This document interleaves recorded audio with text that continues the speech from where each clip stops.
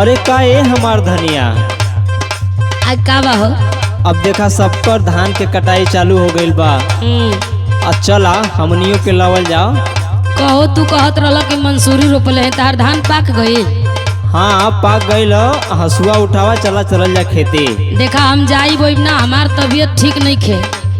तो के जब कोनो काम करे कोई तब न खरावेला। का भइल तोरे तबीयत में? सुना सुनावा। पोरे पोरे टूटाता, पोरे पोरे टूटाता बदनिया ये राजा जी। बनिहारी लगवा लो एगो हमके गोड़ मिसे वाली। अच्छा बाई लगवा दा। पोरे पोरे टूटाता बदनिया ये राजा जी, होई नाही हमसे कटनिया ये राजा जी।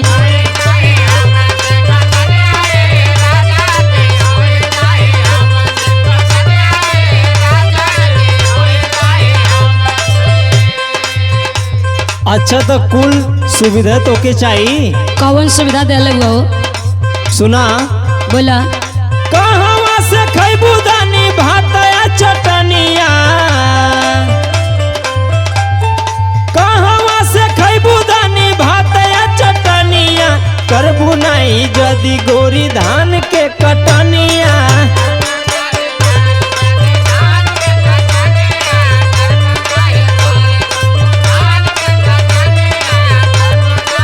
तू आइए हुआ सूरज कवि के लिया लो, धनंजय गुरु के लिया लो।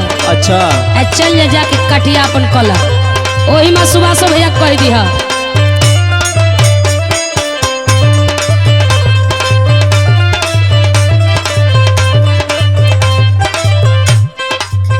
जब काम कपारे आवेला ना हाँ तो बहुत बढ़िया बढ़िया बती आवेला। अरे तो करबू तबो न खैबू। सुना ऊ तो ठीक बा कि हम करब तो खाई। हाँ तू कोनो हवा ना पिएला। हाँ तो चला हसुआ उठावा चले के खेते। बात सुना हमारे। सुनावा। कमावा के बेरी तू ता खाली खुशी लावेला, नीमन नीमन बतियावेला, चिकन चिकन।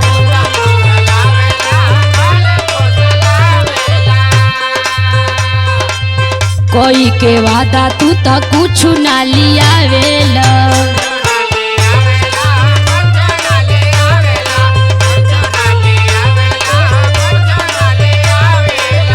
कमावा की बेरी तू ता खाली फूसी लावेला, कोई के वादा हमके कुछ ना लियावेला।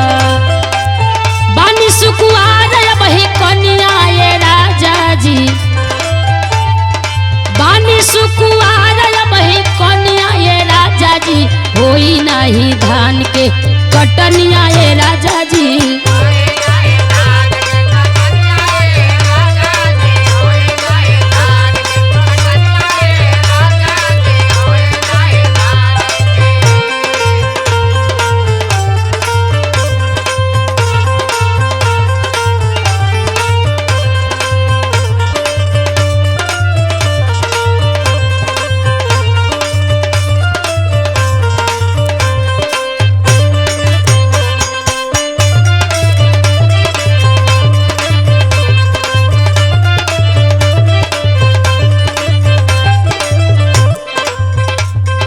अरे सुना हमार बात, ऐसे ना रूसल जाला। हम रूसल नहीं खी, हम दुखी बानी, हमरा के दुख बा।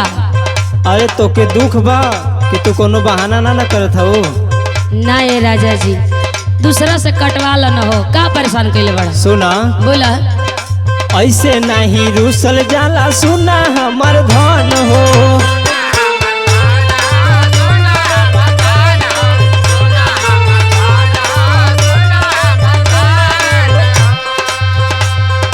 चल के काटा पूरा कोई देहब तोहर मन हो। अरे खूबे न कहला, झूठे तो बोले ला खाली।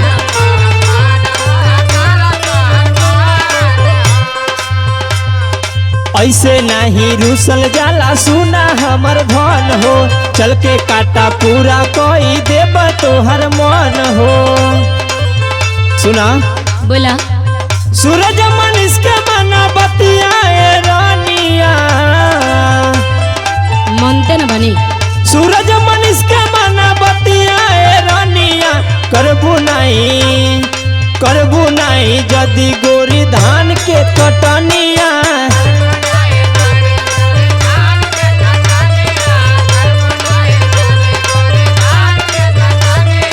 होई नहीं धान के कटनिया ये राजा जी। कहवा से खैबू धनी भात चटनिया। पोरे पोरे टूटता बदनिया ये राजा जी। करबू नहीं जदि गोरी धान के कटनिया। होई नहीं हमरा से कटनिया।